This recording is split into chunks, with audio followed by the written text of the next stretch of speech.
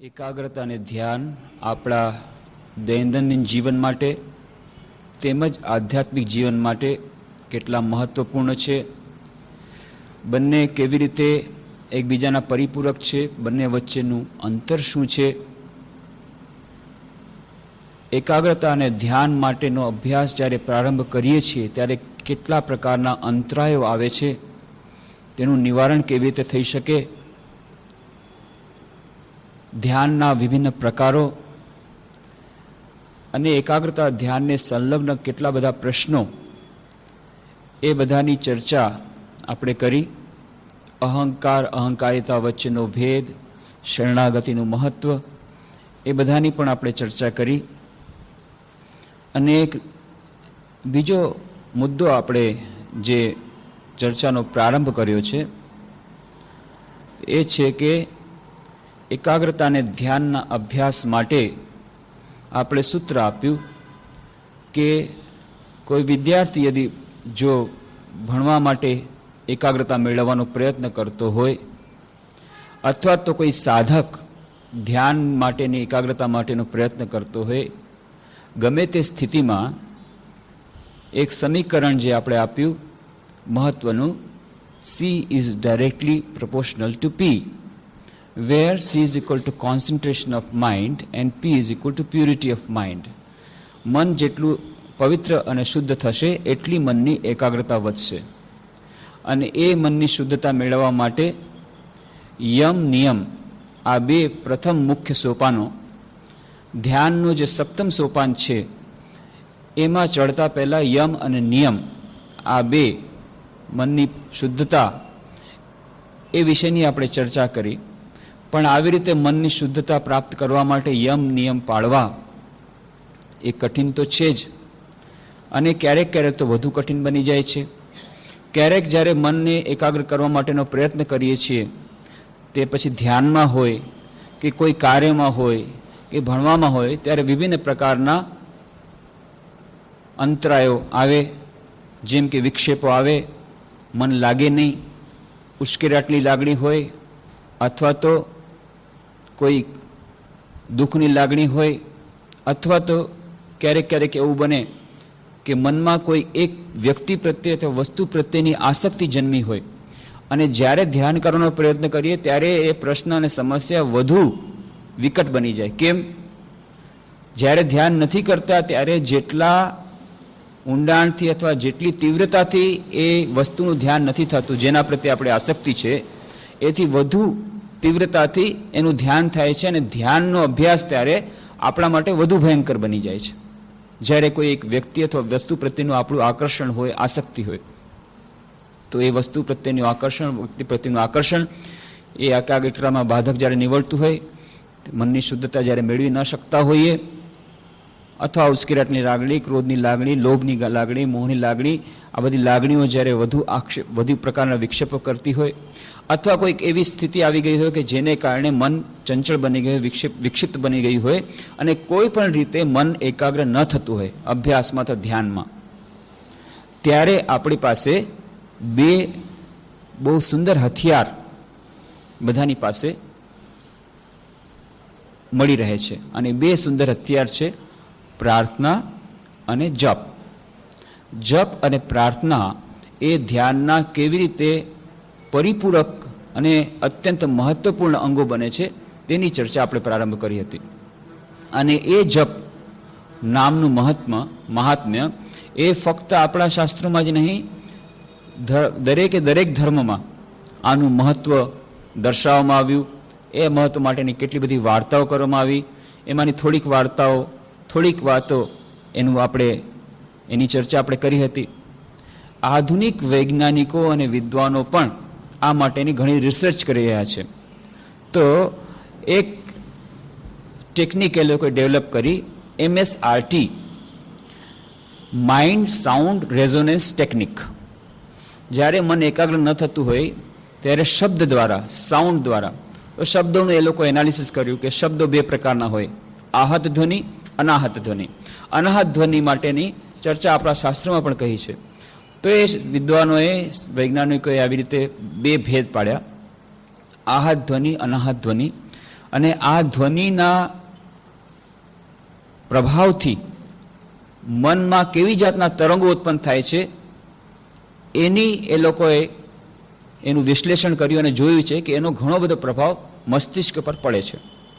ફક્ત માનવ મસ્તિષ્ક પર પડે છે એટલું જ નહીં, પણ બીજા ઇતર પ્રાણીઓમાં પણ પડે છે, એટલું જ નહીં વનસ્પતિઓમાં પણ પડે છે.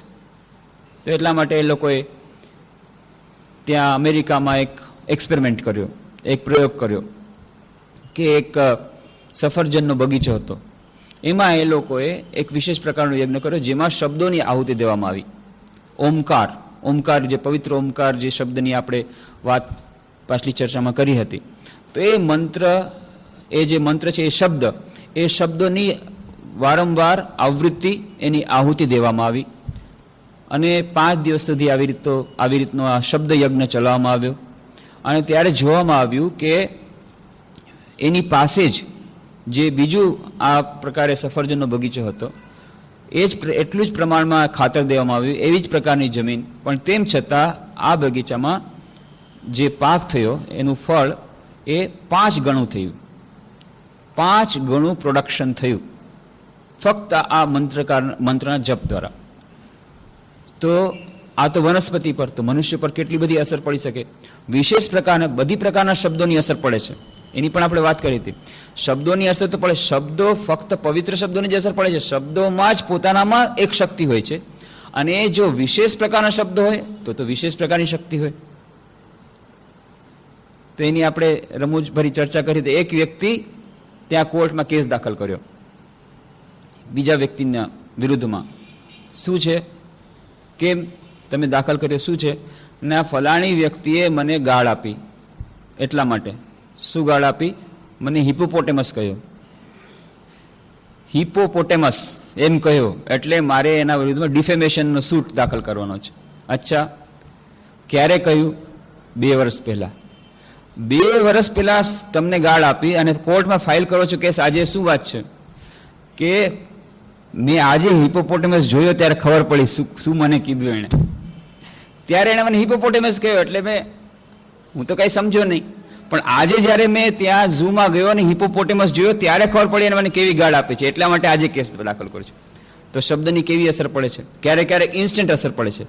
જ્યારે એક શબ્દ કહ્યો, એક માણસ રસ્તામાં જાય છે, ચાલ્યો જાય છે, એક જ શબ્દ એને સાંભળ્યો તરત જ ચંપલ લઈને મારવા માંડી ગયો.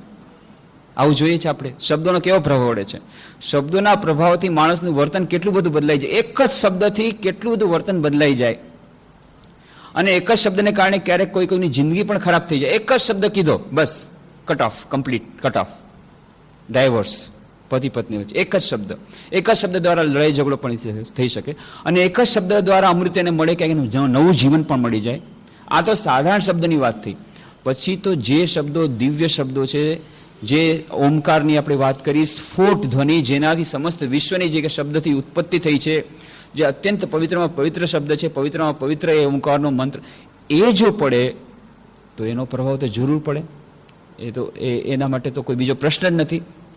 તો આ માઇન્ડ સાઉન્ડ રેઝોનન્સ ટેકનિક દ્વારા વિવિધ પ્રકારના જે પ્રયોગો થઈ રહ્યા છે, લોકો વેવ્સ એ લે, મસ્તિષ્કમાં કેવી પ્રકારના એના તરંગોની અસર પડે છે, એ બધું લીધું અને એમાં એમણે જોયું કે શબ્દોની ઘણી અસર પડે છે અને વિશેષ કરીને આ ઓમકારના જપ દ્વારા, ઓમકાર મંત્રના ઉચ્ચારણ દ્વારા કેવી રીતે મસ્તિષ્કમાં કેવી જાતના તરંગો ઉત્પન્ન થાય છે, એ બધું કરીને એમણે એક નવી ટેકનિક ડેવલપ કરી, એનું નામ આપ્યું માઇન્ડ સાઉન્ડ રેઝોનન્સ ટેકનિક. જેવી રીતે આસનો દ્વારા ઘણા રોગ દૂર થાય, વિશેષ પ્રકારની મસાજિંગ દ્વારા, માલિશ દ્વારા રોગ દૂર થાય, એવી રીતે આ એક પ્રકારની જાણે માલિશનું કામ કરે, મસાજિંગનું કામ કરે કે એક વ્યક્તિને એક પર્ટિક્યુલર સ્થિતિમાં, એક વિશેષ સ્થિતિમાં રાખીને વિશેષ પ્રકારે આ મંત્રનો જપ જો બરાબર સમય પ્રમાણે એ નિયમિત કરે તો જાણે કે જેવી રીતે મસાજિંગ દ્વારા અથવા તો યોગ આસનો દ્વારા એને માનસિક સ્વાસ્થ્ય અને શારીરિક સ્વાસ્થ્ય મળે છે, એવી રીતે આ માનસિક સ્વાસ્થ્ય, શારીરિક સ્વાસ્થ્ય મળી રહ્યું છે. એવી જાતના એક્સપેરિમેન્ટ આ આધુનિક વૈજ્ઞાનિકો કરી રહ્યા છે.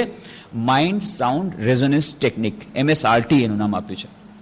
તો આવી રીતે શબ્દ બ્રહ્મ, તો આપણે વૈજ્ઞાનિક આપણે એનું રહસ્ય જોયું અને એનું ફિલોસોફિકલ દાર્શનિક રહસ્ય સ્વામી વિવેકાનંદ ઘણી જગ્યાએ આપે છે. વિશેષ કરીને 2 જગ્યાએ, રાજયોગમાં અને બીજું આપે છે ભક્તિ યોગમાં. બીજી ઘણી જગ્યાએ આપે છે, ઉપનિષદમાં પણ આપણે જોયું આપે છે, ઉપનિષદની વ્યાખ્યા કરતા પણ આપે છે. પણ આપણે સ્વામી વિવેકાનંદે જે આ વિશેષ કરીને શબ્દ બ્રહ્મ, ઓમકાર, આ જે મંત્રના જપનું રહસ્ય, એ મહાત્મ્ય આપણા મસ્તિષ્કમાં ક્યારે આવશે? જ્યારે એની દાર્શનિક ભૂમિકા આપણે જોઈ લઈશું.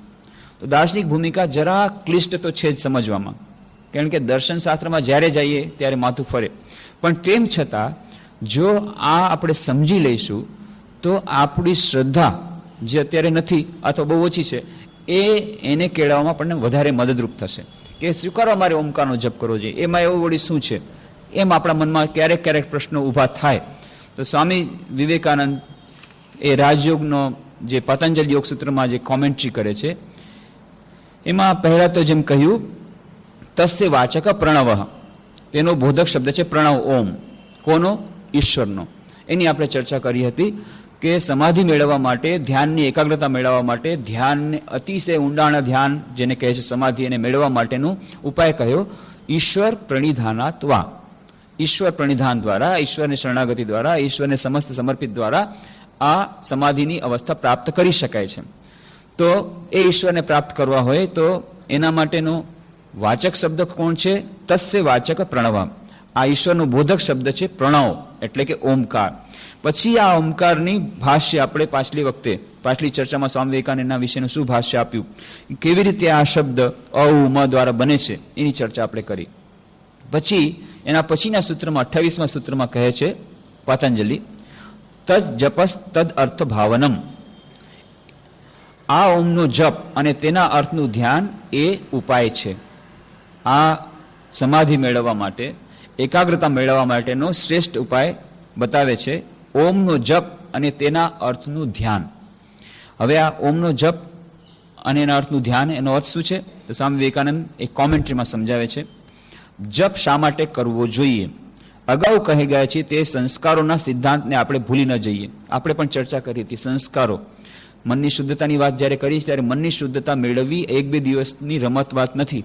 કેમ હજારો જન્મોના સંસ્કારો આ મનમાં, સબકોન્શિયસ માઇન્ડમાં, અચેતન મનમાં રહ્યા છે. અને જેમ આપણે જોયું ક્યારેક ક્યારેક એવું બને કે ધ્યાન અને એકાગ્રતાનો અભ્યાસ પ્રારંભ કરીએ ત્યારે આપણે લાગે કે આપણે રિવર્સ ગિયરમાં ટ્રાવેલ કરી રહ્યા છીએ, બેક ગિયરમાં ગાડી જઈ રહી છે. પહેલાં જ્યારે એકાગ્ર ધ્યાનનો અભ્યાસ નહોતા કરતા ત્યારે મન શુદ્ધ હતું એમ લાગતું હતું. એકાગ્રતા ધ્યાનનો અભ્યાસ કરવાથી માન્યો એમ લાગ્યું કે અરે આ તો મન હજી વધારે ખરાબ થઈ ગયું, મનમાં હજી વધુ ખરાબ વિચારો આવે છે.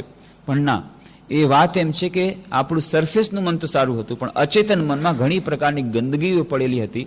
હવે આપણે જ્યારે વલોવ્યું અને આખી સફાઈ, જ્યારે પૂરી ઓવરઓઇલિંગ શરૂ થઈ રહી છે, આખું મશીનનું ઓવરઓઇલિંગ થઈ રહ્યું છે, ક્લિનિંગ પ્રોસેસ શરૂ થઈ ગઈ, તો અંદરનો જે મેલ હતો એ બહાર આવી રહ્યો છે.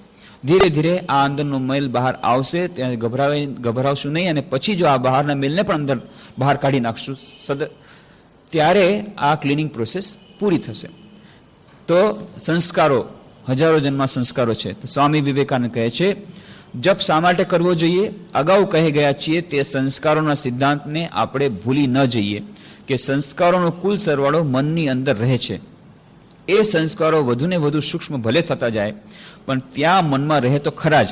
અને જેવી તેમને યોગ્ય ઉત્તેજના મળે કે તરત જ તે જાગૃત થાય. અણુસ્થિતિમાંની કંપન ક્રિયા કદી બંધ પડતી નથી. જ્યારે આ જગતનો નાશ થાય છે ત્યારે બધા સામૂહિક કંપનો બંધ પડી જાય, સૂર્ય, ચંદ્ર, તારા અને પૃથ્વી ઓગળી જાય, પણ પરમાણુઓમાંની કંપન ક્રિયા રહે જ, વાઇબ્રેશન્સ એ રહે છે જ. મોટા બ્રહ્માંડો જે કામ કરી રહ્યા છે તે જ કામ પ્રત્યેક અણુ કરી રહ્યું છે. તેથી આ એક બહુ મહત્વનું વાત છે. મોટા બ્રહ્માંડો જે કામ કરી રહ્યા છે તે જ કામ પ્રત્યેક અણુ કરી રહ્યું છે. માઇક્રોકોઝમ, મેક્રોકોઝમ. આ સ્વામી વિવેકાનંદને અનુભૂતિ થઈ હતી. આ સ્વામી વિવેકાનંદ પોતાની અનુભૂતિની વાણી બોલી રહ્યા છે, ફક્ત શાસ્ત્રોમાં આપ્યું છે એટલી જ વાત નહીં.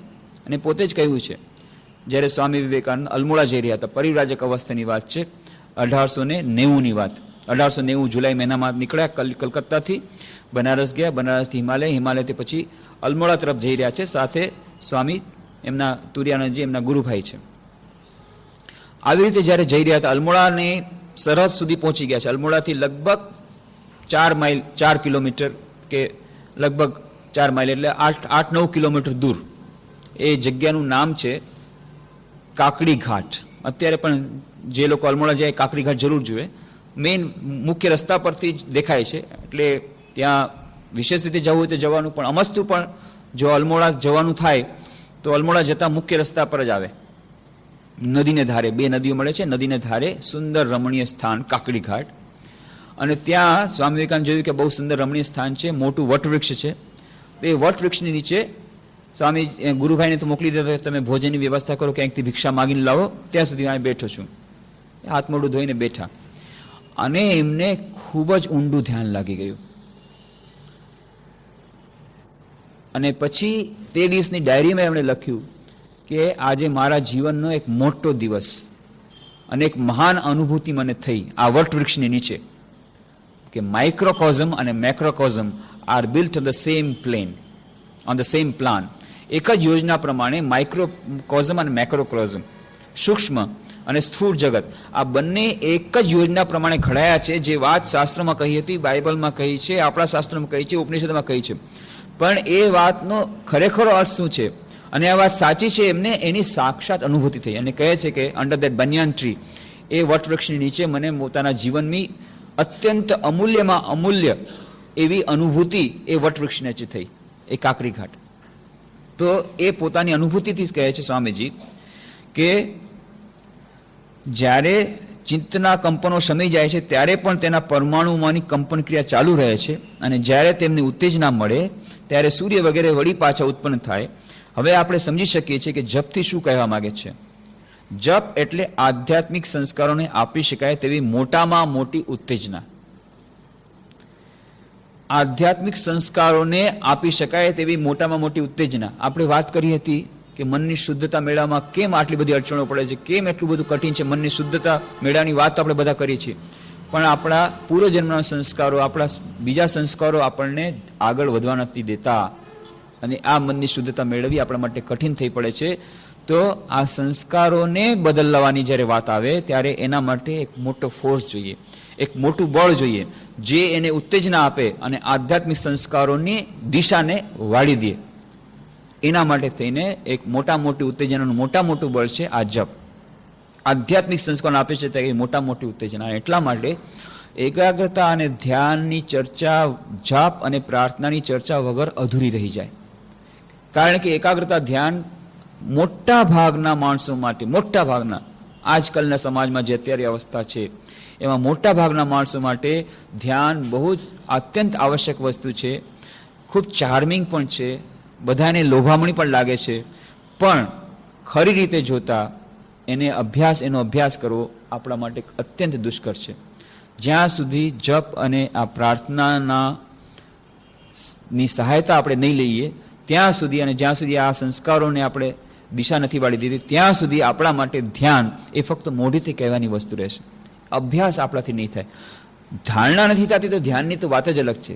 ધારણા છઠ્ઠું સોપાન છે, એ પણ આપણા માટે અલગ છે. પ્રત્યાહાર પંચમ સોપાન, એ પણ આપણા માટે કઠિન છે. અને એટલા માટે યમ નિયમ, અને યમ નિયમના વાત જ્યારે કરીએ ત્યારે જપ એના માટે આપણને અત્યંત મહત્વપૂર્ણ નીવડે છે. તો કહે છે આધ્યાત્મિક સંસ્કારોને આપી શકાય તેવી મોટામાં મોટી ઉત્તેજના.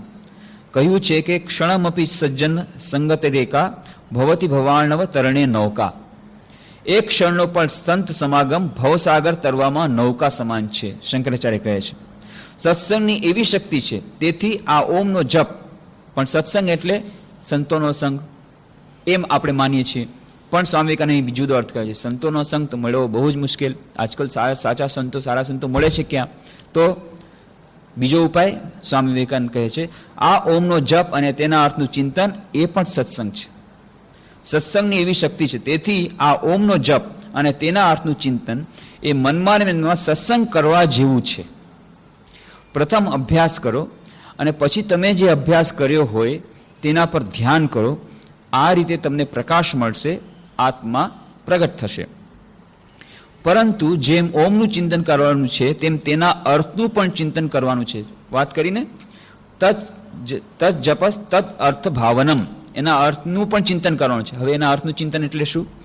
જેમ ઓમનું ચિંતન કરવાનું છે તેમ તેના અર્થનું પણ ચિંતન કરવાનું છે. ખરાબ સોબતથી દૂર રહો, કારણ કે જૂના જખમોના ડાઘ હજી તમારામાં રહેલા છે અને ખરાબ સોબત તેમને બહાર આવવાની બરાબર તક આપે છે. તેવી જ રીતે આપણામાં રહેલા સારા સંસ્કારો જે દબાઈને અપ્રગટ થઈ ગયેલા છે તેમને સત્સંગ બહાર લાવે છે. જગતમાં સત્સંગ કરવા કરતાં વધુ પવિત્ર કામ બીજું એકેય નથી, કારણ કે સત્સંગથી જ સારા સંસ્કારો ઉપર આવવા પ્રેરાય છે. અને આ સત્સંગનો અર્થ બે: એક તો જ્યાં સારા સંત પુરુષો અથવા તો જે લોકો આવી રીતે આધ્યાત્મિક રીતે આગળ વધેલા છે, પછી સંન્યાસી હોય કે ગૃહસ્થ હોય, એમના સંગમાં આવવું, અથવા જ્યાં આવી પ્રકારના હોલી વાઇબ્રેશન્સ, જે સારા તરંગ હોય એવી જગ્યાએ જવું, આ બધું સત્સંગ. એવી જ રીતે મનમાં સત્સંગ કરવો એટલે મનમાં ઓમકારનો અથવા તો પવિત્ર નામનો જપ કરવો, જે ઈષ્ટ દેવતામાં આપણને શ્રદ્ધા હોય એ ઈષ્ટ મંત્રનો નામનો જપ કરવો, એ પણ માનસિક રીતે સત્સંગ કરવા જેવું છે. અને આ સત્સંગ એક માત્ર એવો ઉપાય છે જે આપણા પૂર્વજન્મના સંસ્કારોને બદલવામાં, એની દિશાને બદલવામાં અત્યંત સહાયભૂત થાય છે. પછી કહે છે તો શું થશે? આવી રીતે જો ઓમકારના મંત્રનો જપ કરશું, એના અર્થનું ચિંતન કરશું તો શું થશે? તતઃ પ્રત્યક્ષ ચેતના અધિગમો અપી અંતરાયા અભાવશ્ચ. તેમાંથી અંતર્દૃષ્ટિની પ્રાપ્તિ થશે અને વિઘ્નોનો નાશ થાય છે. શું થશે? અંતર્દૃષ્ટિની પ્રાપ્તિ થશે. ચેતના આપણી જાગી ઉઠશે. દિવ્ય ચેતના દરેકમાં સુપ્તપણે રહેલી છે. સ્વામી વિવેકાનંદ કહે છે, each soul is potentially divine. The goal of human life is to manifest this divinity within. How? By controlling the nature, external and internal. અંતર ચેતના તો રહેલી જ છે, દિવ્યતા રહેલી છે. એ દિવ્યતાને, ચેતનાને ફક્ત પ્રગટ કરવાની છે. મેનિફેસ્ટ પોટેન્શિયલ ફોર્મમાં છે, સુપ્તપણે રહેલી છે, એને મેનિફેસ્ટ કરવાની. કેવી રીતે થઈ શકે? એક્સટર્નલ એન્ડ ઇન્ટરનલ નેચર, બાહ્ય અને અંતર પ્રકૃતિને વશીભૂત કરીને. બાહ્ય અને અંતર પ્રકૃતિને વશીભૂત કરવા માટે શું કરવાનું? તો એના જે 4 માર્ગમાંથી એક માર્ગ છે ભક્તિનો માર્ગ. આ જે ઓમકારના મંત્રનો જાપ, એના દ્વારા આ ચેતના જાગૃત થશે, અંતરદૃષ્ટિની પ્રાપ્તિ થશે. ઓમનો જપ અને ચિંતનનું પ્રથમ ફળ એ દેખાશે કે અંતરદૃષ્ટિ વધારે ને વધારે ખીલશે, તથા સઘળા માનસિક અને શારીરિક વિઘ્નો દૂર થવા લાગશે. યોગીના માર્ગમાં વિઘ્નો ક્યાં ક્યાં છે? આપણે આની પહેલા પણ વાત કરી હતી. આ વિઘ્નોની વાત કરી હતી. ધ્યાનના અંતરાયો, એકાગ્રતા ધ્યાનના અંતરાયો, વ્યાધિ, સ્ત્યાન, સંશય, પ્રમાદ, આલસ્ય, વિરતિ, ભ્રાંતિ દર્શન, અલબ્ધ ભૂમિકત્વ, અનવસ્થિત્વાની, ચિત્ત વિક્ષેપ, અંતરાયા. આ અંતરાયોને દૂર કરવા માટેના ઘણા બધા ઉપાયોની આપણે ચર્ચા કરી. એમાંના એક મહત્વપૂર્ણ ઉપાય છે એમાંનો આ ઓમકારનો જપ, તદ અર્થ ભાવનમ, એના અર્થનું ચિંતન અને ઓમકારનો જપ. એનાથી બે ફાયદા થશે. એક તો જે અંતરાયોની આપણે વાત કરી, આ અંતરાયો વ્યાધિ, સ્ત્યાન, સંશય, પ્રમાદ, આલસ્ય, વિરતિ, ભ્રાંતિ દર્શન, અલબ્ધ ભૂમિકત્વ, અનવસ્થિત્વાની, આ બધા અંતરાયોની વિસ્તારથી ચર્ચા આપણે આ પહેલા કરી છે. આ બધા અંતરાયોને દૂર કરવામાં પણ સહાયભૂત થશે આ ઓમકારનો મંત્રનો જપ. અને પ્રત્યેક ચેતના અધિગમ્ય, અને આ જે અંતરની જે ચેતના છે એ જાગૃત થશે. તો એટલા માટે આ ઓમકારના મંત્રોની આટલી બધી વાત કરી. આ ઓમકારની જપની એની દાર્શનિક ભૂમિકા શું છે? એક તો એ પવિત્ર મંત્ર છે જ, એક્સપેરિમેન્ટેડ, વેરીફાઈડ, આધ્યાત્મિક સાધનો દ્વારા. અને જેમ આપણે કહ્યું, આધુનિક વિદ્વાનોએ પણ કેવી રીતે એનો પ્રભાવ ફક્ત મનુષ્યના મનમાં નહીં, વનસ્પતિમાં પડે છે, એ બધું બરાબર છે. પણ એનું કારણ શું છે? બધા શબ્દોનો પ્રભાવ પડે છે. એક સાધારણ શબ્દ કોઈને ગાળ આપે છે તો પણ એના ઉપર આટલો પ્રભાવ પડે છે. તો સાધારણ શબ્દોમાં જો એટલો બધો પ્રભાવ હોય તો પવિત્ર શબ્દમાં તો હોય જ. પણ તેમ છતાં ઓમકાર, એમાં એક વિશેષતા રહેલી છે. ઈશ્વરના નામમાં વિશેષતા રહેલી છે, કારણ કે ઈશ્વરનું નામનો જપ કરવાથી જ ઈશ્વરનું પ્રતીક જે છે એનું ચિંતન થાય છે. અલ્લાહ નામ કોઈ લેશે તો એને અલ્લાહનું ચિંતન થશે ને અલ્લાહની પવિત્રતા એમાં આવશે જ. ગોડ નામ લેશે તો એને ગોડની સાથેની એની અંદરની જે ભાવના છે એ બધી પોતાની મેળે અંતરમાંથી પ્રગટ થશે જ. રામનું નામ લેશે તો રામનું નામ લેવાથી જ રામ પ્રગટ થશે જ. અને જે વાત કરી આપણે કે ત્યાં સુધીની વાત કરી કે રામથી પણ રામનું નામ એ વધારે મહત્વનું છે, અથવા તો વધારે એ અસરકારક છે. અને એનું રમૂજી દૃષ્ટાંત પણ જોયું કે રામચંદ્રજી પોતે જ્યારે સાંભળે છે કે આ બધા વાનરોએ મળીને પથ્થરોને સમુદ્રમાં તરતા મૂકી દીધા, તો કે શું હનુમાન, શું વાત છે? પથ્થરો ડૂબતા નથી, શું વાત છે? કે તો રામજી, તમારા નામનો પ્રતાપ છે. અમે લોકો રામ નામ લખીએ છીએ પથ્થરને અને નાખી દઈએ છીએ, પથ્થરો તરી જાય છે. રામચંદ્રને વિશ્વાસ નથી, મારા નામમાં આટલો બધો પ્રભાવ કે મારું નામ લખવાથી પથ્થરો તરે, વિશ્વાસ નથી થતો. હવે શું કરવું? વેરિફિકેશન કરવું છે. પણ બધાની સામે કરીએ અને જો પથ્થર ડૂબી જશે તો મુશ્કેલ. તો હવે શું કરવું? એકાંતમાં જાય છે, કોઈ નથી, જોઈ લીધું, સાંજ પડી ગઈ છે, જંગલમાં ખૂબ દૂર દૂર જાય છે, સમુદ્રને કાંઠે જઈ અને પછી એક પથ્થર ઉપાડી અને સમુદ્રમાં નાખ્યો. જેવો નાખ્યો સમુદ્રમાં પથ્થર ડૂબી ગયો. નિરાશ થઈ ગયા. અરે આ લોકો કે છે મારા નામમાં આટલું બધું બળ છે, આ તો મેં જ પથ્થર પોતે નાખ્યો ડૂબી ગયો. બહુ નિરાશ થઈ ગયા. પછી ચારે તરફ જોયું, કોઈ જોતું તો નથી. જોયે તો હનુમાનજી પાછળ ઊભા છે. અરે હનુમાનજી તો બધું જોઈ લીધું? હા, જોઈ લીધું. પણ મેં તો જોયું હતું કે કોઈ નથી પાછળ, કે હું છુપે છુપે આવતો હતો તમારી પાસે. કારણ કે જ્યાં તમે જાઓ ત્યાં મારે પાછળ જવું જ પડે. તમે એકલા જતા હતા, તમારા પર વિપત્તિ આવે તો, લંકા દેશ છે એટલા માટે હું છુપે છુપે જતો હતો. પણ મેં જોઈ લીધું કે તમને કોઈ સાથે જાય પસંદ નથી, એકલા એકલા જવા માંગો છો, એટલે હું ચોરી છુપીથી તમારી સાથે જઈ રહ્યો હતો, તમારી પાછળ પાછળ. તો તે બધું જોયું.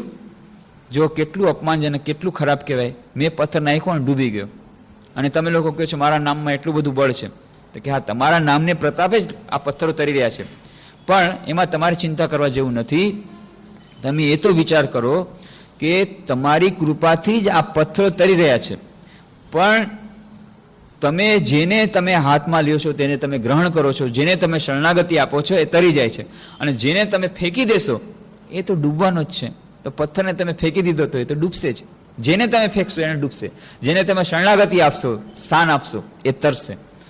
તો એવી રીતે વ્યાખ્યા આપે છે. પણ કહેવાનો અર્થ એ આ આખ્યાયિકા દ્વારા સમજાવે કે રામ નામ એ રામ કરતાં પણ વધુ શક્તિશાળી. અને એના માટેની કેટલી બધી વાર્તાઓ આવી, એ વાર્તાઓ અત્યારે કહેવાનો સમય નથી.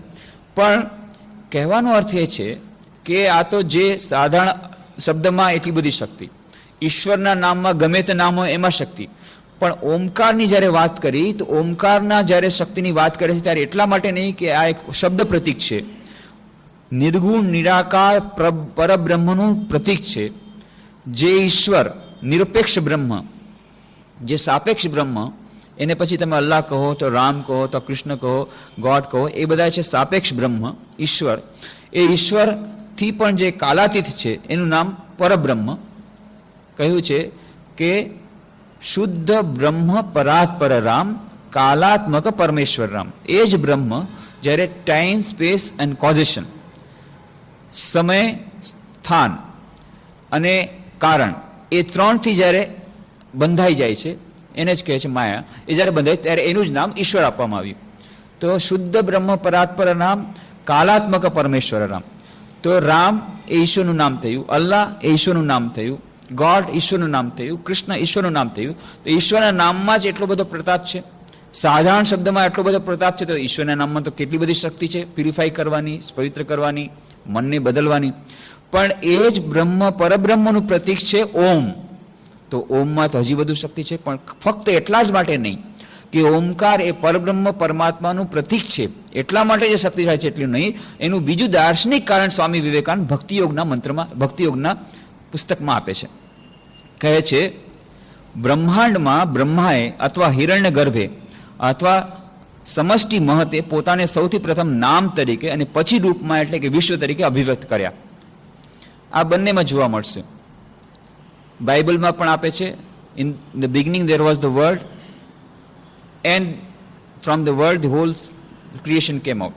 એમાં પણ એ જ વાત છે કે આ સમસ્ત જગતની સૃષ્ટિ શબ્દમાંથી થઈ છે. અને આપણા શાસ્ત્રમાં પણ કહ્યું, ઉપનિષદમાં પણ કહ્યું કે રૂપ પછી આવે છે, રૂપની પહેલા શબ્દ આવે છે. અને આપણે જ્યારે પણ વિચાર કરશું કોઈ પણ રૂપનો, જ્યારે આપણે રૂપનો વિચાર કરીએ એની પહેલા શબ્દ આવે છે. શબ્દ અને રૂપ એકબીજા સાથે અત્યંત ગાઢ રીતે સંકળાયેલા છે. એની વિસ્તારની ચર્ચામાં આપણે અત્યારે નહીં જઈએ, કારણ કે એ ખૂબ ગંભીર વિષય છે. પણ આજ સ્વામી વિવેકાનંદ જે કહે છે આ પણ ગંભીર છે, પણ થોડીક વાત એને સમજવા માટે એટલા માટે આવશ્યક છે કારણ કે આપણને આ ઓમકારમાં ને ઈશ્વરના નામમાં અને જપમાં થોડીક શ્રદ્ધા પ્રગટે. આપણી સ્થિતિ કેવી છે? આપણી સ્થિતિ પંડિતો જેવી છે. પંડિત એક હતા, એ શ્રી રામકૃષ્ણ વાર્તા કહેતા કે પંડિત એ કથા કહે અને બધા એને કથા કહીને સમજાવે, જો ઈશ્વરના નામમાં બહુ શક્તિ છે, ઈશ્વરનું નામ આવું ગુણકારી છે, ઈશ્વરનું નામ લ્યો, જપ કરો, એકદમ તમારી એકાગ્રતા વધશે, બધી વાત કરે. એમને ત્યાં એક ગોવાલણ દૂધ દેવા આવતી હતી અને રોજ ગોવાલણ દૂધ દેવામાં મોડું કરે. એટલે પંડિતજી ખૂબ ગુસ્સે થાય. કથા કહે ત્યાં સુધી ગુસ્સો ન કરે. પછી જ્યાં કથા સમાપ્ત થઈ ગઈ ત્યારે પછી પોતાના ઓરિજિનલ ફોર્મમાં આવી જાય. એટલે ગોવાલણ પર ગુસ્સે થાય, હે આટલું બધું મોડું કરે છે. ગોવાલણ કે શું કરું બાપજી, મારે પેલા ગામડેથી આવવું પડે છે, વચમાં નદી હોય છે, ક્યારેક કંઈક નાવ મળવામાં નાવિક મળતું નથી, તો નાવિક જ્યાં સુધી ન મળે ત્યાં સુધી કેવી રીતે આવું? મારે કારણે નહીં, નાવિકને કારણે મારે મોડું થાય છે.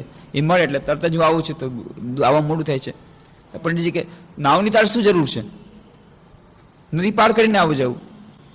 પાર કરીને આટલું બધું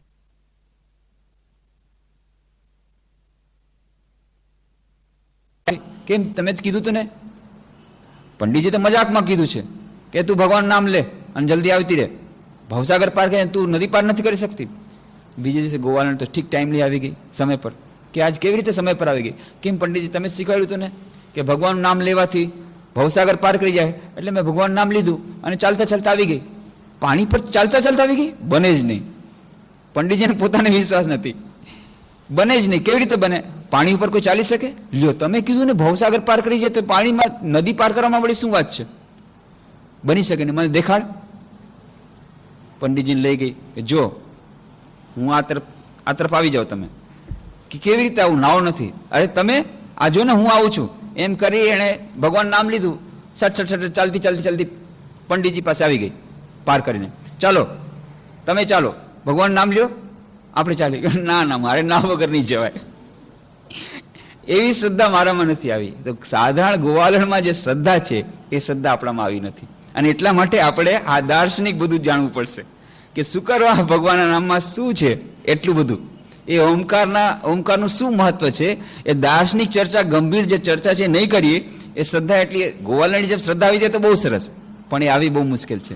જ્યાં પાણી પાસે જશું ત્યારે લાગશે ભવસાગર ભલે પાર કરી જાય, બાકી સાધારણ નદી પાર ન થાય. ભગવાનના નામમાં ખૂબ શક્તિ હશે, વાત સાચી. સ્વામી વિવેકાનંદે કીધું છે એના દ્વારા સંસ્કાર નવું રૂપ આવી જશે, નવી દિશા આવી જશે, બધી વાત સાચી. એકાગ્રતા માટે ઓમકારનો જપ બહુ જ મહત્વનો છે. પણ મારું મન એવી રીતે જલ્દીથી ન થાય. મારા મનનું એક વિચિત્ર પ્રકારનું મન છે. મારા મનની એક વિશેષ પ્રકારની સમસ્યાઓ છે. એ ઓમકારનો જપ દ્વારા ઠીક નહીં થાય. એ ફરી સંશય આપણને આવશે. તો એટલા માટે આ સ્વામી વિવેકાનંદ જે ચર્ચા કરી છે, દાર્શનિક ચર્ચા, એ થોડીક જોઈ લેવી જરૂરી છે. તો સ્વામી વિવેકાનંદ કહે છે આ સગળું વ્યક્ત ઇન્દ્રિય ગ્રાહ્ય જગત એ રૂપ છે કે જેની પાછળ અનાદિ સ્ફોટ અર્થાત સમસ્ત જગતની અભિવ્યક્તિનું કારણ શબ્દ બ્રહ્મ છે. આ ફિલોસોફી, દર્શન, શબ્દ બ્રહ્મ, સ્ફોટ, એવું કહે છે કે શરૂઆતમાં ફક્ત શબ્દ જ હતો અને એનું નામ આપ્યું સ્ફોટ. આ સ્ફોટ દ્વારા જ સમસ્ત સૃષ્ટિની ઉત્પત્તિ થઈ. ઉત્પત્તિ થઈ એટલે કે પ્રોજેક્શન થયું. હિન્દુ ધર્મ, આપણા શાસ્ત્રો એ પ્રોજેક્શનમાં માને છે, ક્રિએશનમાં નથી માનતા. ઉત્પત્તિમાં નહીં, સર્જનમાં નથી માનતા, પણ એ પ્રગટ થયું. ઘડીક વાર પોટેન્શિયલ ફોર્મમાં આવે, ઘડીક વાર કાઇનેટિક ફોર્મમાં આવે, વળી પોટેન્શિયલ ફોર્મ આવે, ઘડી કાઇનેટિક ફોર્મ આવે. તો એ વિશ્વ જે પોટેન્શિયલ ફોર્મમાં હતું એ મેનિફેસ્ટ ફોર્મમાં આવ્યું. કેવી રીતે? શબ્દ બ્રહ્મ, સૌથી પહેલા શબ્દ બ્રહ્મ પ્રગટ થયું, એનું નામ આપ્યું સ્ફોટ. આ સ્ફોટનો આ થિયોરી ઓફ સ્ફોટ એ છે. અને ત્યાં ક્રિશ્ચિયન લિટરેચરમાં છે થિયોરી ઓફ લોગોસ. તો એની થિયોરી ઓફ લોગોસ અને આપણી જે સ્ફોટનો સિદ્ધાંત બંને મળતા આવે છે કેટલાક રૂપમાં, કેટલીક જગ્યાએ. તો સમસ્ત જગતની અભિવ્યક્તિનું કારણ શબ્દ બ્રહ્મ છે. આ અનાદિ સ્ફોટ કે જે સમસ્ત ભાવ અથવા નામનું મુખ્ય અનાદિ ઉપાદાન સ્વરૂપ છે અને જેના દ્વારા ઈશ્વર આ વિશ્વને સર્જે છે તે મૂળ શક્તિ છે. એટલું જ નહીં, બલકે ઈશ્વર પહેલા પોતાને સ્ફોટ રૂપે પરિણત કરે છે અને તે પછી પોતાને વધારે સ્થૂળ ઇન્દ્રિય ગ્રાહ્ય જગત રૂપે અભિવ્યક્ત કરે છે. આ સ્ફોટનો વાચક એકમાત્ર શબ્દ છે અને તે આ ઓમ છે. કેમ ઓમ આટલું બધું પવિત્ર? કેમ ઓમકારના જપ આટલું બધું મહત્વ રાખો છો? સ્વામી વિવેકાનંદે પહેલા પણ કહ્યું કે ઠીક છે, હિન્દુ ધર્મ પણ બીજા બધા ધર્મવાળા કહે છે કે અમારા માટે ઓમકાર કેમ પ્રતીક બની શકે? બીજા ધર્મો કહી શકશે કે ઓમકારનો જપ એ કેમ અમારા માટે પવિત્ર બની શકે? તો ઓમકાર એટલા માટે જ નહીં કે ફક્ત શબ્દ બ્રહ્મ છે, પણ એ સમસ્ત સૃષ્ટિની જ્યારે ઉત્પત્તિ થઈ ત્યારનો જે ઓરિજિનલ શબ્દ, પ્રથમ શબ્દ, જેમાંથી બ્રહ્મ અને રૂપક બધા પ્રગટ થયા એ શબ્દ છે. એથી આપણે મૂળમાં જોઈ શકીએ છીએ. તો કહે છે આ ઓમ અને આ અનાદિ સ્ફોટ અવિભાજ્ય છે, માટે બધા પવિત્ર શબ્દોમાં તે સૌથી વધુ પવિત્ર છે. બધા નામ અને રૂપોનો તે જનક છે. આ અનાદિ ઓમમાંથી જ સમસ્ત બ્રહ્માંડ પેદા થયું તેમ ધારી શકાય. એટલે જ સ્વામી વિવેકાનંદ કહે છે જ્યારે યુનિવર્સલ ટેમ્પલ બનશે, જ્યારે વિશ્વ ધર્મ આવશે અને વિશ્વ યુનિવર્સલ ટેમ્પલ બને તો તેમાં બીજા કોઈ પ્રતિક નહીં હોય, રામનું મંદિર નહીં હોય, કૃષ્ણનું મંદિર નહીં હોય, બીજા કોઈ મસ્જિદ નહીં, ચર્ચ નહીં, ફક્ત ઓમકારનું પ્રતિક હશે, બીજું કાંઈ નહીં. કેમ? ઓમકારનું પ્રતિક એ સમસ્ત વિશ્વના દરેકે દરેક ધર્મો માટે એક સામાન્ય એક પ્રતિક બની શકે એમ છે. કેમ? કારણ કે આ મૂળભૂત શબ્દ છે. એટલા જ માટે સ્વામી વિવેકાનંદનું જ્યાં મંદિર છે બેલુર મઠમાં, ત્યાં ઉપર નીચે તો સ્વામી વિવેકાનંદની મૂર્તિ પછીથી રાખવામાં આવી, પણ પહેલા સ્વામી વિવેકાનંદના મંદિરની ઉપરમાં જે હતું મુખ્ય મંદિર, એમાં ફક્ત ઓમકાર, બીજું કાંઈ નહીં. એમ શંકા ઉઠાવી શકાય કે જો કે ભાવ અને શબ્દ અવિભાજ્ય છે તો પણ એક જ ભાવ માટે ભિન્ન ભિન્ન વાચક શબ્દો હોય છે. એટલે જગતની ઉત્પત્તિ જે ભાવમાંથી થઈ તે ભાવનો વાચક શબ્દ માત્ર ઓમકાર જ હોવો જોઈએ એમ ન કહી શકાય. આ પ્રકારની આર્ગ્યુમેન્ટ કોઈ કહી શકે કે ઘણા ભાવ હોઈ શકે, તમે ઓમકારને જ કેમ કહો છો કે આ એક જ શરૂઆતમાં શબ્દ હશે? તો આ શંકાનો અમારો જવાબ એ છે કે કેવળ ઓમકાર જ સર્વભાવ સૂચક પ્રતીક છે અને તેના જેવો બીજો કોઈ પણ શબ્દ નથી. જો કે સ્ફોટ જ બધા શબ્દોનું ઉપાદાન છે તો પણ તે પૂર્ણપણે વિકસિત થયેલો કોઈ એક અમુક શબ્દ નથી. સ્ફોટ ધ્વનિ, પણ એ ધ્વનિ કોઈ વિકસિત શબ્દ નથી. અર્થાત એક શબ્દથી બીજા શબ્દને અલગ કરનાર ભિન્ન ભિન્ન વિશિષ્ટતાઓને તેમાંથી ખેંચી લેવામાં આવે તો જે પાછળ રહે છે તે જ સ્ફોટ. એટલા માટે આ સ્ફોટ નાદ બ્રહ્મ કહેવાય છે. તો હવે જો કોઈ શબ્દ સ્ફોટના પ્રતીક તરીકે વાપરવામાં આવે અને એ સ્ફોટમાં કંઈ પણ વિશિષ્ટતા ઉત્પન્ન કરે તો તે સ્ફોટ શબ્દ રહે નહીં, સ્ફોટ રહે નહીં. એટલે જે શબ્દથી સ્ફોટમાં કોઈ પણ વિશિષ્ટતા ન આવે અને સાથોસાથ તેના સ્વરૂપને સૌથી વધુ વ્યક્ત કરે તે શબ્દ સ્ફોટનું સાચું પ્રતીક છે. અને એ શબ્દ છે માત્ર ઓમકાર જ. કેમ? કારણ કે અ, ઉ, મ આ ત્રણેય અક્ષરો જ્યારે સાથે ઉચ્ચારાય છે ત્યારે ઓમ બને છે. અ, ઉ, મ. અને આ અક્ષર જ બીજા બધા શક્ય ઉચ્ચારોનું સર્વસામાન્ય પ્રતીક થઈ શકે. આમ બધા ઉચ્ચારો કરતા સૌથી ઓછી વિશિષ્ટતા છે. એટલા માટે શ્રી કૃષ્ણ ગીતામાં કહે છે કે અક્ષરાણા મકારોસ્મી, અક્ષરોમાં હું અકાર છું. વળી બધી સ્પષ્ટ ઉચ્ચારિત ક્રિયાઓનો આરંભ જીહ્વા મૂળથી થાય છે.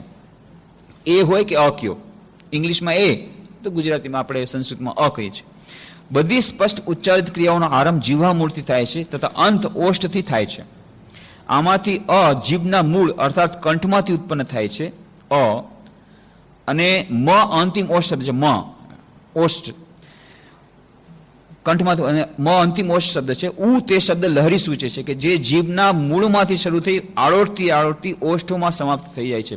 અ, ઉ, મ. અ અંદરથી આવ્યો, ઉ આળોટતો આવ્યો અને મ સૌથી છેલ્લે. તો સમસ્ત સ્વર ક્રિયાને આમાં આવરી લેવાય છે. અ, ઉ, મ, ઓમ. જે જીભના મૂળથી શરૂ થઈ આળોટતી ઓષ્ઠોમાં સમાપ્ત થઈ જાય છે. જો યોગ રીતે ઉચ્ચારાય તો ઓમ શબ્દોચ્ચારની સમગ્ર પ્રક્રિયાનું પ્રતીક થાય.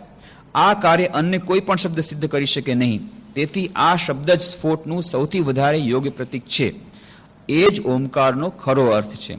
વળી પ્રતીક અને જેનું તે સૂચક છે તે વસ્તુ, એ બેને કદી અલગ કરી શકાય નહીં. તેથી ઓમ અને સ્ફોટ બંને એક જ છે. સ્ફોટ એટલે કે જે શરૂઆતમાં સૃષ્ટિની શરૂઆતમાં જે પ્રથમ શબ્દ રૂપ સૃષ્ટિનું પાછળથી આવ્યું, પણ જે મૂળ એટલે કે સ્ફોટ, એ અને ઓમકાર એ બંને એકબીજાના પરિપૂરક, એકબીજાના સૂચક. એ બેને કદી અલગ કરી શકાય નહીં. તેથી ઓમ અને સ્ફોટ બંને એક જ છે.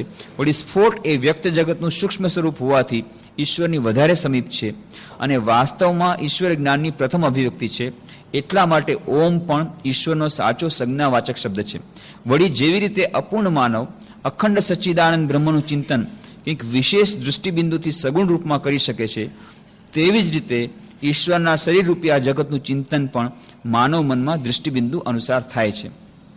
તો આવી રીતે એ ઓમકાર જે અખંડ બ્રહ્મનું સૂચક છે, સ્ફોટનું સૂચક છે, એ જ્યારે આ ઓમકારની વિશિષ્ટતા ફક્ત એટલા માટે નહીં કે પરબ્રહ્મનું સૂચક છે, પણ સ્ફોટનું સૂચક છે. સ્ફોટ અને એ જે ઓમકાર પ્રણવ એક જ છે અને એમાં બધા શબ્દોને આવરી લેવાની શક્તિ છે અને દરેકે દરેક શબ્દો એમાં સમાઈ ગયેલા છે. આવી રીતે ઓમકારનો મંત્રનો જપ એટલા જ માટે જે વાત કરી કે જ્યારે પણ કોઈ મંત્ર આપવામાં આવે ત્યારે એમાં પ્રણવને જોડી દેવામાં આવે. માની લો કોઈ કાલીનો ઉપાસક હોય, કોઈ રામનો ઉપાસક હોય, કોઈ કૃષ્ણનો ઉપાસક હોય, તો એના મંત્રનો જે પ્રત્યેક ઈષ્ટ દેવતા અથવા દેવીના મંત્રો હોય એ મંત્રની સાથે બીજ મંત્ર આપી દેવામાં આવે. પણ બીજ મંત્ર અને એ ઈષ્ટના નામની સાથે એક હજુ શબ્દ જોડી દેવામાં આવે, એ છે પ્રણવ. પ્રણવ વગર કોઈ પણ મંત્ર આપણે ત્યાં એ પૂર્ણ થતો નથી. એટલે પ્રણવના મંત્રનો જપનો આટલો બધો એ મહિમા કયો. અને નામનો શબ્દનો જે મહિમા એ ફક્ત આપણા શાસ્ત્રોમાં છે એટલું જ નહીં, દરેકે દરેક ધર્મોમાં કહ્યો છે. તો બીજા બધા ધર્મોમાં કેવી રીતે છે, ક્રિશ્ચિયનિટી એમાં કેવી રીતે થિયોરી ઓફ લોગોસ છે, કેવી રીતે શબ્દમાંથી પ્રગટ થયું એની થોડી ચર્ચા. અને એમાં બે ભાગ છે, કેથોલિક મોનેસ્ટિસિસ, કેથોલિક ચર્ચ અને પ્રોટેસ્ટન્ટ ચર્ચ. ત્રીજું ચર્ચ જે આજકાલ એટલું બધું નથી પણ હવે ફરી પાછું રિવાઇવ થયેલું છે, ઈસ્ટર્ન ઓર્થોડોક્સ ચર્ચ. પ્રોટેસ્ટન્ટ અને કેથોલિક આ બે વિભાગ આપણે જાય. પણ પ્રોટેસ્ટન્ટ અને કેથોલિકમાં નામના મંત્રનો જપનો એટલો બધો મહિમા નથી. એમાં પ્રાર્થના એનો મહિમા છે, કન્ટેમ્પલેશન એનો મહિમા છે. પણ જેને આપણે મંત્રનો જાપ કહીએ છીએ એ નામનો મહિમા એટલો બધો એમાં નથી. પણ ઈસ્ટર્ન ઓર્થોડોક્સ ચર્ચ ક્રિશ્ચિયનિટીનું જે ત્રીજું, એમાં મંત્રના જાપ ઉપર ખૂબ એ ધ્યાન મહત્વ આપવામાં આવ્યું. એક સુંદર પુસ્તક છે, ધ વે ઓફ એ પિલગ્રીમ. દરેક સાધકે વાંચવા જેવું બહુ સુંદર પુસ્તક, ખૂબ જ રસપ્રદ પુસ્તક, ધ વે ઓફ એ પિલગ્રીમ. અને એમાં આખી ચર્ચા આવે છે કેવી રીતે એક વટેમાર્ગુ એ મુસાફર એ જાય છે અને એને આ ઇન્ટિરિયર પ્રેયર ઓફ જીસસ એની વાત સાંભળે છે કે આ પ્રેયર, આવી પ્રાર્થના, આવો જપ એ દિવસ રાત કરવો જોઈએ, ઊંઘમાં પણ કરવો જોઈએ, હંમેશા કરવો જોઈએ. તો કેવી રીતે થઈ શકે એના મનમાં થાય છે. પછી એનો અર્થ એને ખબર પડે છે અને કેવી રીતે જપ કરે છે અને કેવી રીતે આધ્યાત્મિક સાધના આગળ વધે છે, કેટલા બધા એના અંતરાયો પછી આગળ આવે છે અને એ ફક્ત મંત્રના જપથી કેવી રીતે કેટલી ઉચ્ચ સ્થિતિમાં પહોંચે છે એની બહુ એનું સુંદર વર્ણન, રસપ્રદ વર્ણન એ પુસ્તકમાં છે, the way of a pilgrim. એની થોડીક ચર્ચા આપણે કરશું આવતા શનિવારે. અને એ સિવાય આ તો ક્રિશ્ચિયનિટીની વાત થઈ કે કેવી રીતે interior prayer of Jesus Christ. Interior prayer of Jesus Christ છે the O Lord Jesus have mercy on me. આ એનો મંત્ર છે. એ મંત્રનો જાપ કરવાથી કેવી રીતે કેટલા બધા સાધકોને એ કર્યું છે. ઇસ્લામમાં, સુફિઝમમાં કેવી રીતે અલ્લાહના મંત્રનો જપ કરવાથી કેવી બધી રીતે એ લોકો આગળ વધ્યા અને એમાં એ લોકો આ અલ્લાહના મંત્રના જપનું કેટલું બધું મહત્વ આપ્યું. પછી એવી જ રીતે શીખિઝમમાં ગુરુ નાનકે આ મંત્રના જપ ઉપર કેટલો ભાર મૂક્યો. બીજા બધા અન્ય ધર્મોમાં, બૌદ્ધ ધર્મમાં અમિતાભ બુદ્ધ ઉપર એમણે આ અમિતાભ બુદ્ધના મંત્ર ઉપર કેવી રીતે એ મંત્રના જપ ઉપર કેટલો બધો ભાર મૂક્યો.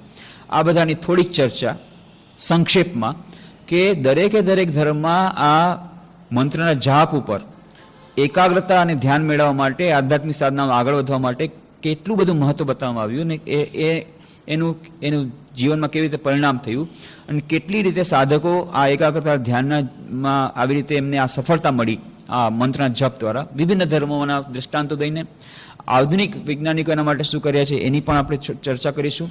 અને એના પછી જો સમય રહેશે તો આવતા શનિવારે પછીના શનિવારે એવી જ રીતે પ્રાર્થના, એ પણ આપણે માટે જે બે વેપન્સ મુખ્ય કહ્યા કે જ્યારે એકાગ્રતા અને ધ્યાનના અભ્યાસમાં આપણે આગળ નથી વધી શકતા, મનની શુદ્ધતા નથી મેળવી શકતા, વિભિન્ન પ્રકારના વિક્ષોપ આવે છે, વિભિન્ન પ્રકારના અંતરાયો આવે છે અને કોઈ પણ રીતે આપણે જ્યારે એ બધા અંતરાયને દૂર નથી કરી શકતા ત્યારે બે મહાન આપણી પાસે હથિયારો અને સુંદર હથિયારો અને સરળ હથિયારો પ્રાર્થના અને જપના રૂપમાં, મંત્રના જાપના રૂપમાં આવે છે અને કેવી રીતે આપણે સહાયભૂત થાય છે એ બધાની વિસ્તારની ચર્ચા આપણે આવતા શનિવારે કરવાનો પ્રયત્ન કરીશું. ઓમ શાંતિ શાંતિ શાંતિ. હરિ ઓમ તત્સત. શ્રી રામકૃષ્ણાર્પણમસ્તુ.